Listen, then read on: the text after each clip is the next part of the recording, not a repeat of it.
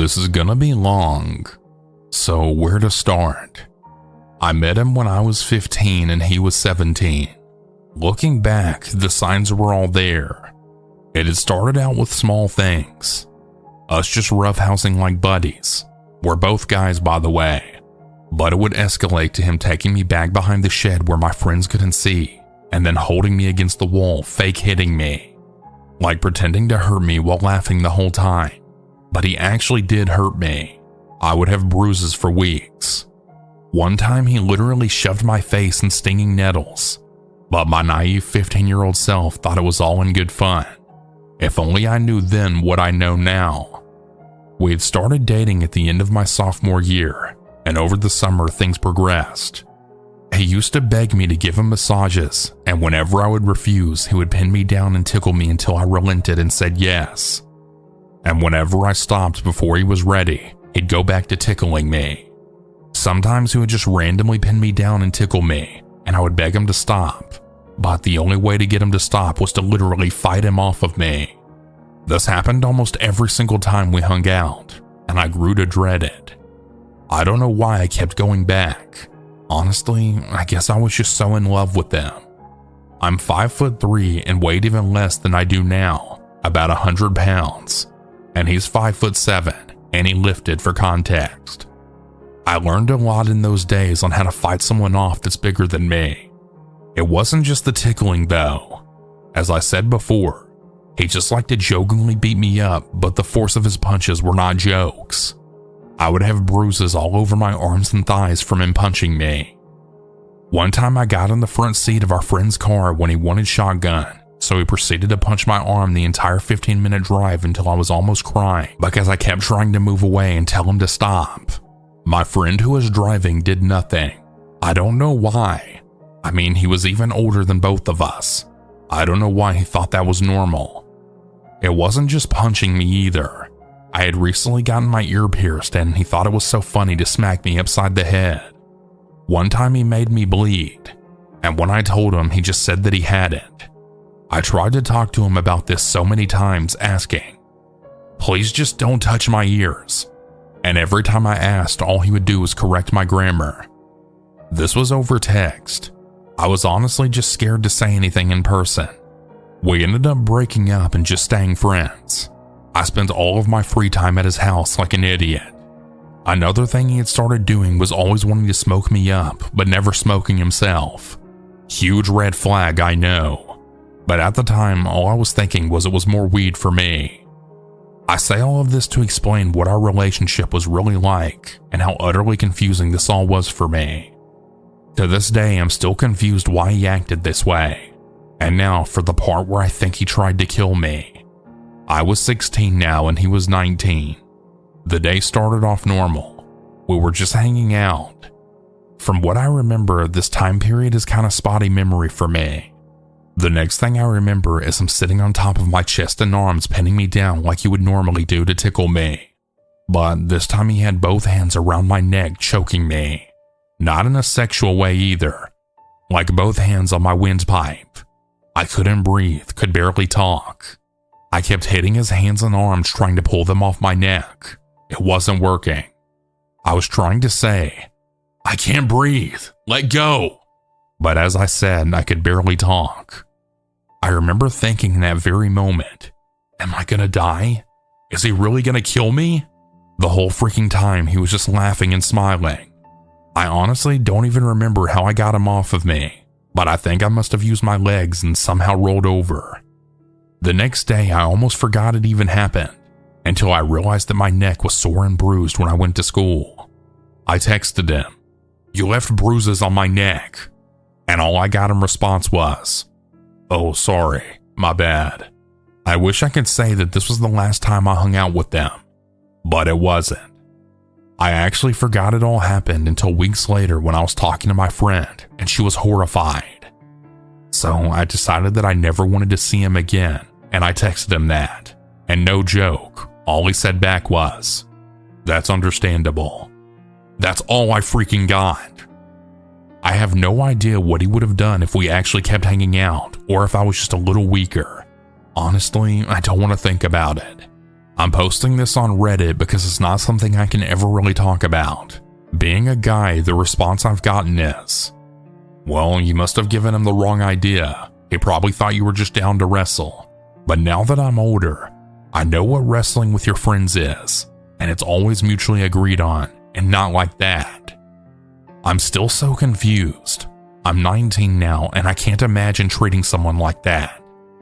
Oh yeah, and our whole friend group at the time called me crazy and said I was overreacting, all for me not wanting to hang out with them anymore, and they essentially all cut me out.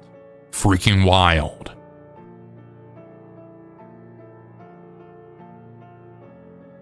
The story is about my dad's ex and my former stepmother. It's more so of a crazy stepmom story. But again, she was my father's ex, and she put me through hell. So I had known this woman since before I could remember. She was really good friends with my mom and dad through high school, so I already knew her before all of this. Unfortunately, my mother was an alcoholic and a pill addict, which led to pretty bad neglect for several years when I was very young. A story for another day. After missing most of my 3rd grade year, DCS got involved, and my dad got custody of me. He was dating stepmother at the time, and at first, everything was fairly normal. She was like an older sister, a friend. It wasn't too long before I noticed things start to change. One day when I was about 9, I was sitting on the living room floor playing with my back against the couch. Stepmother crossed the living room to go down the hallway, and as she did, seemed to shoulder check the doorway. As soon as she did this, she turned around and started yelling at me, accusing me of pushing her. I stared at her dumbfounded because I hadn't moved from my spot in the floor. She continued yelling and accusing me as I tried to rationalize it all in my head. Maybe I got up and don't remember, but why would I push her? I really had no negative feelings towards her at this point, so it didn't make any sense. But she was an adult and I was a child. Surely she knew what she was talking about. Stepmother was a taller, skinny woman with long golden blonde hair straightened through the length with those poofy 80s bangs on top. She typically wore high-waisted jeans and kept long, pristine red nails that would end up being a horrifying symbol to me in my teen years. Things only got worse as I got older. I would speak to my mom on occasion over the phone or in a letter the first few years, but each time I did, stepmother would become more and more hostile towards me, claiming that my contact with my mother was making me misbehave, but I was always an introvert. I loved reading in school, and I was a bit of a nerd and hated getting into trouble. So this accusation didn't make much sense to me even, but what could I do about it? Before too long, I noticed that stepmother had looked for any opportunity alone with me to treat me however she wanted. Stepmother quickly became extremely militant. Each morning she woke me up for school by bursting into my room and aggressively jerking the covers right off my body. Some mornings even grabbing my feet, digging her nails in, and twisting my toes. I was expected to follow a strict schedule on school mornings. At 6:15 a.m., get out of bed. At 6:15 to 6:25 a.m., get dressed for school. At 6:25 a.m., breakfast. At this time, I was expected to stand in the exact center point of the threshold between the kitchen and dining room, ready to take my breakfast and sit in my spot at the table. At 6:35 a.m., done with breakfast. 6:35 to 6:45 a.m., finish getting ready for school, and at 6:45 a.m., be sitting Indian style in the center of the living room waiting on everyone to be ready. If I did not follow the schedule down to the minute, punishment would be doled out. She would grab my hands while taking my breakfast, twisting 1 or 2 fingers out of socket, pulling me close to grit through her teeth at me with glaring, hateful eyes. Sometimes she would step in, including my feet, grinding her heels into my bare skin, twisting and glaring hate into me. On a few occasions, she even broke my wooden hairbrushes right across my face, leaving busted blood vessels and massive bruises. When the damage was too obvious, she would try and hide me for a day or so, gently waking me the next morning acting as though I was sick and telling me that I was too ill to go to school, then brushing my hair back and telling me to go back to sleep. This treatment rolled over into my days after school, and it would evolve into other aggressive behaviors. She made sure to conceal any sign of mistreatment from my father, but still some happened right under his nose. At the dinner table, she would dig her nails into my leg and scrape so hard that she would shave off chunks of my skin from my shins with her toenails. Even at church, placing what looked like an affectionate hand on my back, but would proceed by giving me an extremely painful and deep pinch into my neck, leaving huge bruises in their place that no one else would see. I was given an hour and a half after school each day to do my homework. After that, I was expected to go to our playroom where I was to entertain her daughter. Stepmother's daughter was between 5 and 7 when things started to get really bad. I was expected to play whatever she wanted, when she wanted, and to abide by any requests made. This was never actually said, but understood and later learned that way. One day during the summer while eating lunch with her daughter in the playroom, she had asked me to open her dessert. She had a kid cuisine that she had merely taken all of 2 bites of. Stepmother would typically leave the plastic on her dessert as a system to encourage her to eat her dinner first. Of course, when she asked me to open it, I asked her if she was done eating her meal, passively addressing the fact that she had barely touched it. I was about 14 at the time, and it seemed like a plausible thing to big sister her about. But when I didn't give her what she wanted, she got up in a huff to go tattle to her mother, as most 6-year-olds would do. Stepmother was immediately enraged and barreled down the hallway in my direction. I don't even think I was out of view of her daughter when she grabbed me by the hair and started dragging me. I tried to keep up, but I lost my balance and fell to the floor as she continued to drag me down the hallway by my hair. Once we reached my bedroom, she had started kicking me in the stomach and then pulled me to my feet to face my bed. She then began rummaging through my belt drawer and pulled out my woven leather belt that she had already used more than once, and then proceeded to beat the hell out of me with the belt, starting at my shoulder blades all the way down to my ankles. Heaven forbid if I screamed, she would just beat me even more. The abuse also did not stop physically, as she seemed to get a real kick out of bullying me. She wasn't so worried about hiding from my father, as she would make us seem lighthearted and jovial when he was around. One evening, while having a family dinner at one of our local go-to sit-downs, she had started kicking me under the table, passing me horribly evil glares. After a few minutes of this, she spoke up. "You chew like a cow," then started laughing. "Why can't you chew right? Doesn't she chew like a cow?" My dad chuckled, thinking it was meant lightheartedly. But as he looked down at his meal again, her death glare was staring a hole through me with a tight jaw, and the gritted teeth told me otherwise. This became a new target for her abuse. She did this again later on when she noticed that I walked on the inside of my house shoes, one day kicking me in the back of the knees, making me fall to the floor. She began kicking me in the back, knocking the wind out of me, all simply over the way I walked. This became my daily life.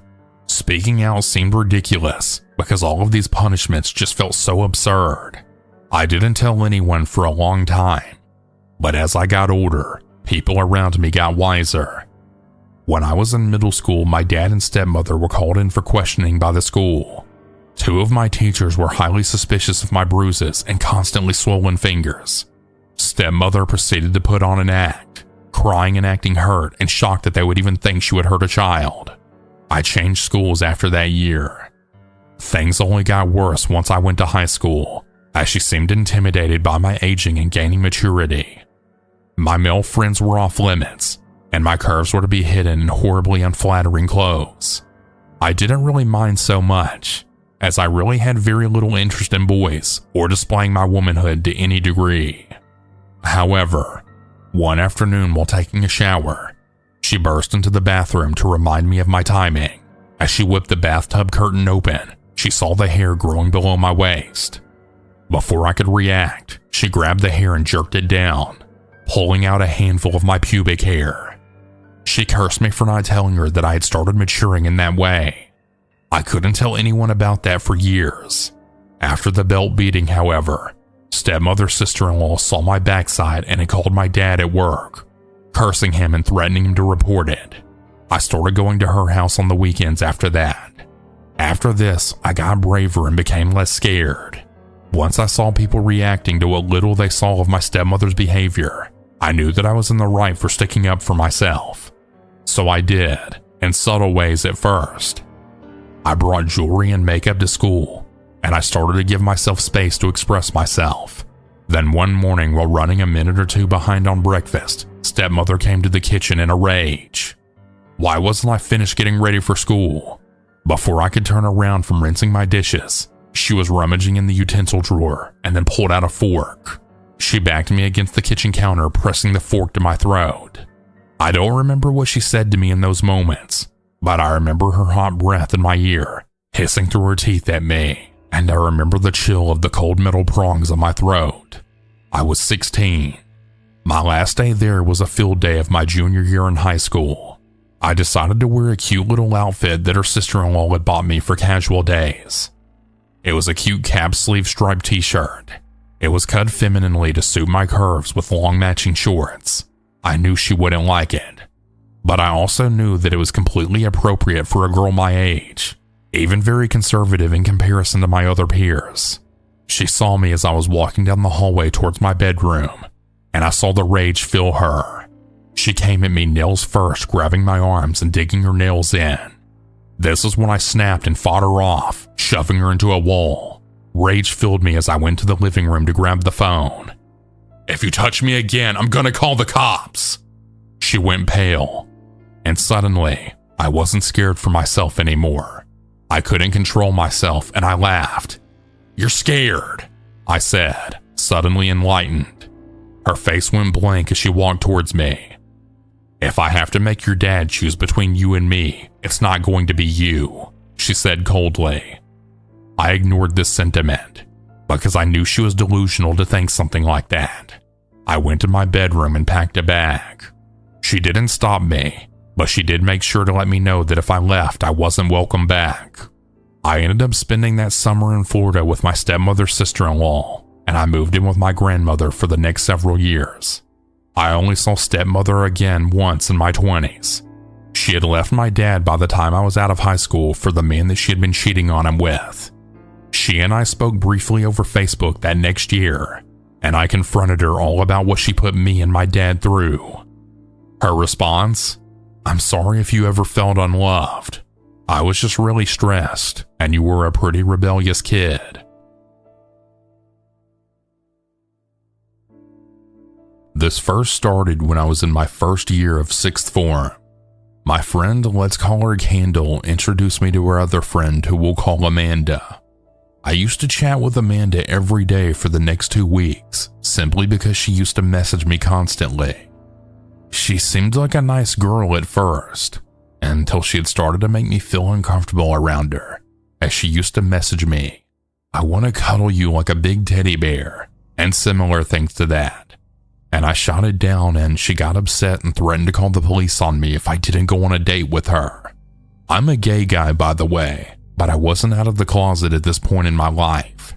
I screenshotted everything she said to me, and I showed my friend Candle, and then she stated, "Yeah, I believe you. She's a compulsive liar.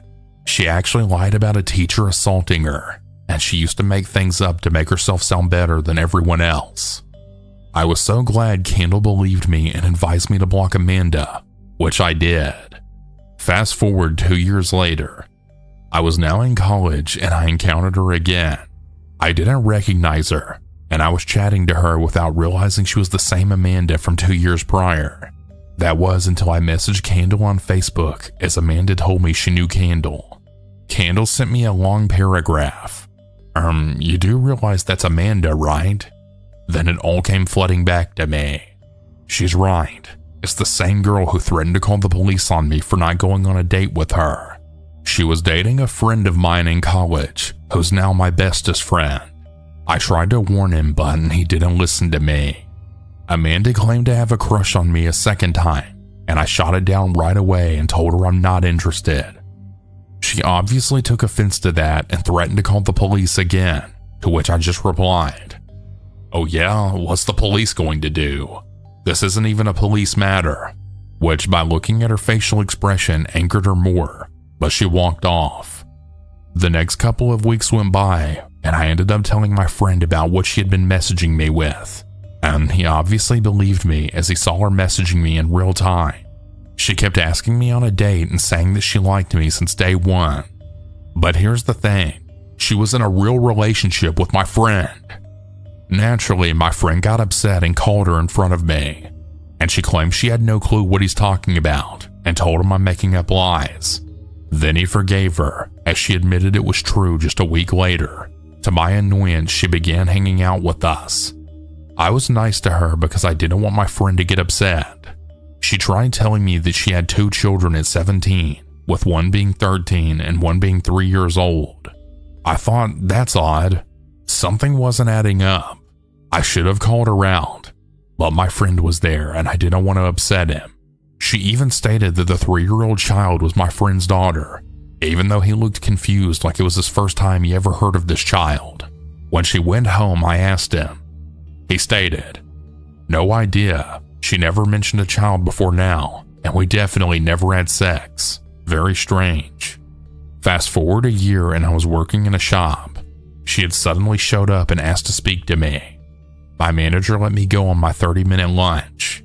She was with her friend and she wanted to tell me that my best friend was manipulating her and that he was always hurting her, which I knew for a fact wasn't true. I'm also going to be referring to my friend now as Marcus. Marcus wouldn't hurt a fly, but I just listened to whatever else she wanted to say. She said that she was trapped in a relationship with him and felt scared of him. No idea why she was telling me this, knowing I don't like her. I just acted like I believed her and headed back to work. I then came home and FaceTimed Marcus and I told him everything that she told me earlier that day. He started crying his eyes out because he found out she cheated on him with another guy. A friend of his showed him a picture as proof and forwarded it to me. It was definitely a picture of her with some guy kissing on the bus. I told Marcus that he needed to get away from her ASAP, which he did, until the next day they were back together as he yet again forgave her. We started doing group video chats, me, Marcus, and Amanda at her request. And remember her 3-year-old from the year prior? Well, now she's a 5-year-old named Lily, who literally never existed. And I asked her about the 13-year-old she mentioned, and she just replied with, "I don't have a child other than Lily." And the next couple of months go by, and she used to say, "Lily's in bed," or "Lily's at school," etc. Well, I called her out. She used to show us Lily by turning the camera to a pitch black area of her bedroom and then quickly put the camera back to her. I thought this was odd and I then said, "Why did you move the camera so fast? We didn't even see anything." She then replied, "Well, because she's camera shy," or "she's asleep." I just couldn't take it anymore. It was excuse after excuse. If Lily was Marcus's daughter, he deserved to see her, as he literally never met or saw Lily, not even once. I sent her a long message stating that Lily simply does not exist, and why aren't there any pictures of her? Then I blocked her because I just had enough of her playing games with my best friend. She then went on people's Facebook, and I kid you not, she took photos of random people's children and claimed them as Lily. Marcus and I looked at each other and we knew these were different pictures of random kids. Some of them weren't even girls. This went on until one day me and Marcus went to Amanda's mother's workplace, and Marcus showed her all the messages, especially the ones about Lily and the many pictures of her and the random guy she meets up with. Some of the men Amanda met up with were like 50 to 60-year-olds, and we found her on a dating website asking for men to fatten her up. We showed everything to Amanda's mother. Her mother was furious. She said that Amanda never had kids, she was never assaulted as a child, and she knew that something was odd as she got into some random man's car just the day before. I really thought that this was the end of Amanda, but I couldn't be more wrong, as Marcus, like an idiot, met up with her that evening and forgave her for like the millionth time. And then something strange happened the next day. Marcus called me on FaceTime and he was furious with me. I asked him what was going on. What did I do? He told me I was a bad friend and he wanted to cut me out of his life. I was in shock, and I actually heard Amanda laughing in the background. Then it clicked. She said something about me which wasn't true, and now me and Marcus are arguing like crazy, and he blocked me on everything, which really broke my heart, as this guy was my best friend, and now he's believing his compulsive lying girlfriend over me. Marcus and I were having an on and off argument all the time, and Amanda was at the root of it, telling him lies and manipulating him like she was jealous of our friendship. Maybe she thought I was a threat to her relationship with Marcus and tried to split us up as best friends. She literally used to invite me out with them, and when I turned up, she used to be like, "I wanted to spend time with you. Why is he here?" "Excuse me? You're the one who invited me." This happened every single time until one time I snapped back at her, which made her cry, but I didn't care. She needed to stop doing this to me, as it wasn't healthy for my mental health. A few weeks go by, Marcus was texting me on Facebook Messenger, and we were having a laugh like we used to. He went to the bathroom as he was with Amanda. Then I suddenly got a text from Marcus again saying, "Hi, it's Amanda." I just replied with, "Hey." And she had started sending me more threatening messages saying that I need to leave Marcus alone and that he doesn't like me and I need to move on. I was just like, what the hell? I ended up arguing with her over this, asking why the hell she's using his phone to send me these messages. Amanda was like, "I dare you to come say that to my face."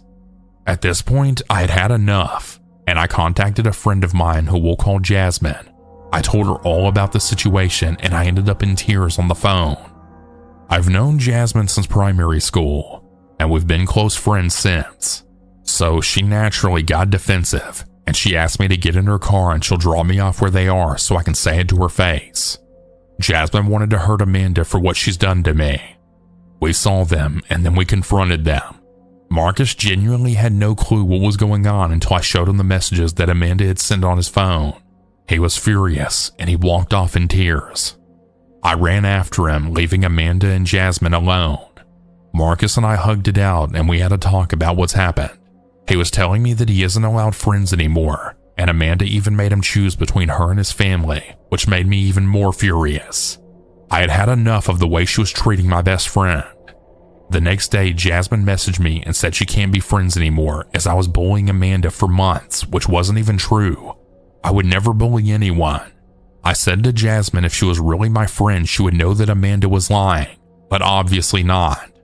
To this very day, I never saw Jasmine again. This felt like a big betrayal of our friendship, honestly, and I would never talk to Jasmine ever again. This was over 6 years ago. Marcus and I were doing better, and he wasn't letting Amanda manipulate him anymore. That was until these boys came into our lives. Well, first was another girl I was friends with named Alice. I knew Alice for years, and I invited her out with Marcus and I to a pub for a few drinks. It was a nice evening, and Alice even called Amanda and told her that she needed to leave Marcus alone. Later that evening, we said goodbye, and I was naturally worried for Marcus as he's like a little brother to me at this point. Alice asked if I was gay, which I am gay, but I wasn't out of the closet yet, so I responded with no. Alice then said, "Then why are you worried about Marcus? You obviously fancy him." "Well, no, he's like a brother to me, and we've been through a lot because of Amanda, so I obviously do care about him." I thought to forget about this conversation, so I assumed that she was just making conversation.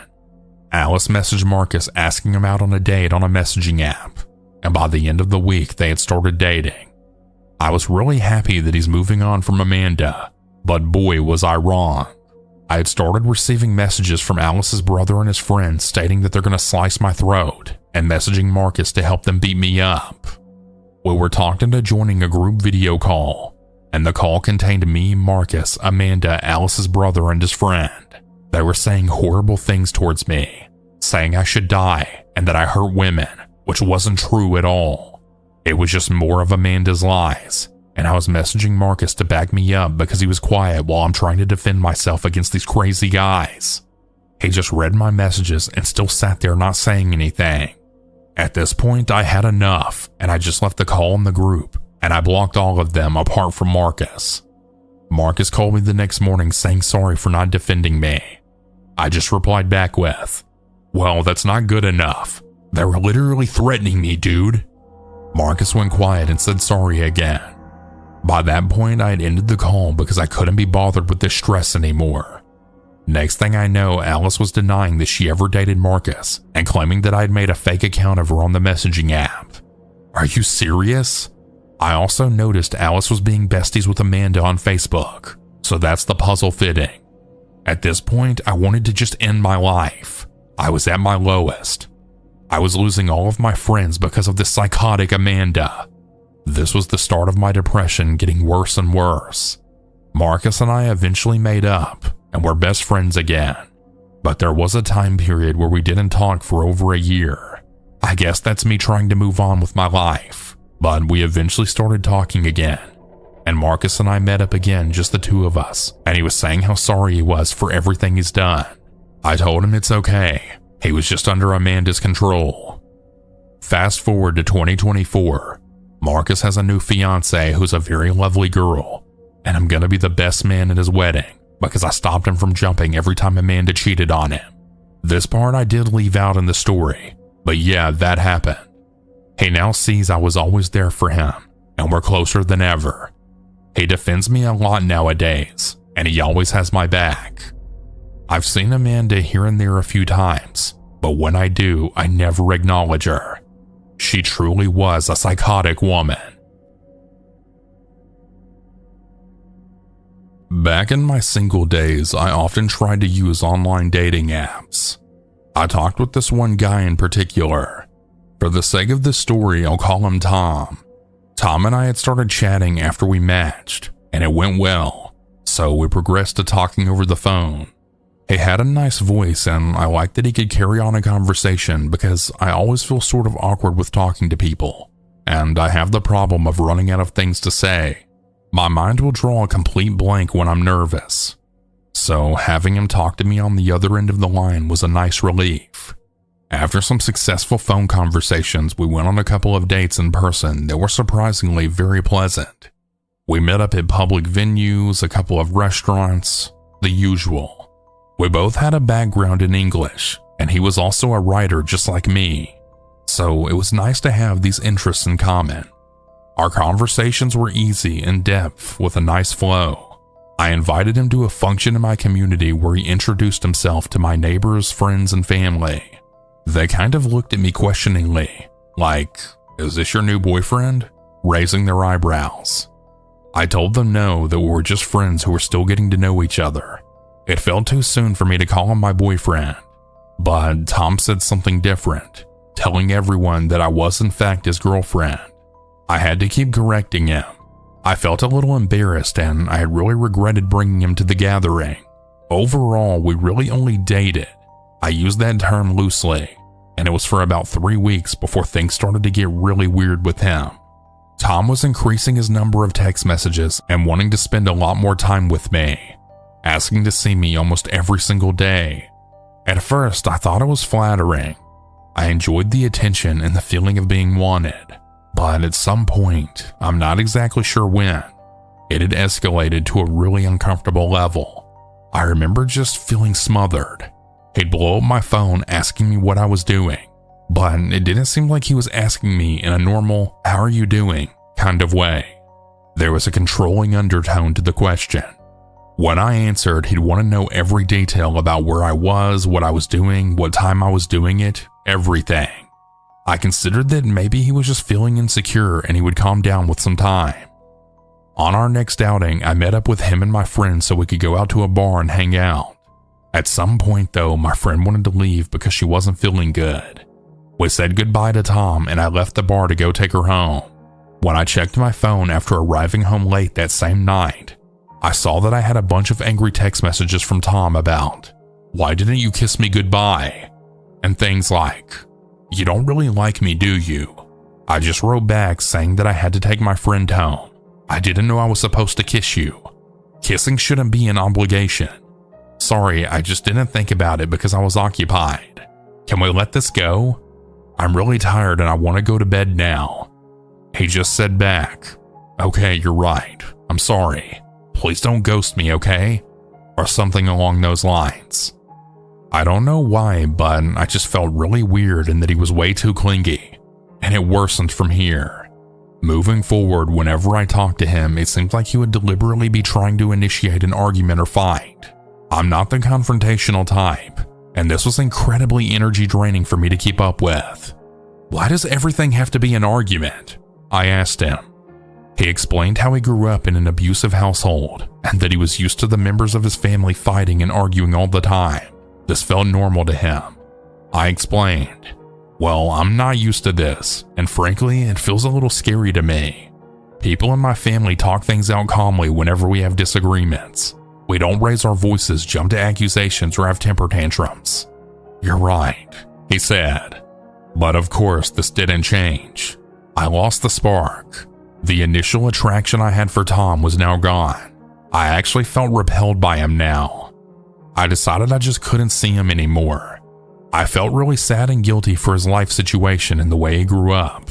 But at the same time, the roller coaster dynamic of our communication was really starting to take a toll on my own mental health. When I broke up with him, he had threatened to commit suicide. I didn't know what to do, so I asked my parents and some of my old psychology course classmates for advice. Everyone advised me that Tom's mental instability wasn't my responsibility and that he needed to go seek help. He kept flooding me with messages on all of my accounts. As I mentioned before, he was a writer, so he'd send beautifully written lengthy pleas for forgiveness. I replied with, "I really just need a break right now," but he ignored my messages and would keep trying. At one point, he had sent me a photo of his dog, telling me that his dog says, "Hi, I miss you." That's what I thought. Okay, this is weird and manipulative, so I'm going to block him. And I did. I blocked him on everything. Phone numbers, social media accounts, etc. When he couldn't reach me, he resorted to some drastic measures. He emailed my parents. Yes, my parents. "Why is he messaging us?" my parents asked me. "This feels weird and creepy." "I don't know," I said honestly. "He's pleading us to convince you to get back with them." "I don't want to be involved in this," my mom told me. "I don't want you involved either," I said. My parents knew the whole ordeal already because I'd asked for their advice when he threatened suicide. So while having a discussion about it, our consensus was to offer no response. They proceeded to block him as well. Next, it was my friend who had gone with us to the bar. Tom is messaging me, saying that you broke his heart or something," she informed me. "What happened? Did you do something to him?" "I broke up with him. Just don't respond and block him," I said. She obliged, but that wasn't the end of it. Then Tom reached out to my neighbors. I guess he remembered their names at the community function, and he memorized them all by heart. He reached out to each and every one of them with a lengthy, elaborate story about how we had been together for at least 6 months, and that we were passionately and madly in love. In this story, he had portrayed himself as some kind of a victim, and I was this villainous man-eater or something. Something weird. I don't know, because I didn't want to read it. "What did you do to this poor guy?" I kept being asked over and over again by different neighbors. I was forced to keep repeating an explanation about what happened. "We only went out for like a few weeks," I said. "A month at most." I advised them to please not respond or encourage him. Honestly, I'm a very private person, so having my whole community know about my situation was deeply humiliating for me. This went on for about a year. I'd have someone tell me, "Tom tried to reach out to me again." There was one older lady neighbor of mine that actually continued talking to Tom over email even though I asked her to stop. She told me, "But he writes so beautifully, and he's a beautiful dark soul." The whole thing had actually put a rift between her and her husband, so yeah, that was a thing too. A separate neighbor told me that she was afraid for my own personal safety. She said, "He seems like a stalker type like from those crime shows," which didn't do much to help my anxiety. I spent a lot of time indoors for a good while after that. I felt withdrawn, insecure, deeply embarrassed, and most of all, scared. I felt like I had to look over my shoulder whenever I stepped outside of my own home. I took a long break from dating apps, feeling a bit shaken up from the whole experience. 2 years later in 2018, he texted me from a different number saying, "You know who this is. If you still don't want me back, don't respond and I'll leave you alone forever." Even though he didn't give me his name, I just knew it was Tom. Frankly, I was relieved. My first inclination was to think, wow, I'm finally free. Thankfully, he hasn't messaged me, my friends, parents, or neighbors again since. I just hope it stays that way. Some extra information before I bring this to a close. I must have a personality type that draws in these sorts of people, because when I finally met my current husband in the same year of 2018, his mother pulled the same stunt on me, the smear campaign. This happened in 2020, and we were forced to cut contact with her. But that's a whole nother story.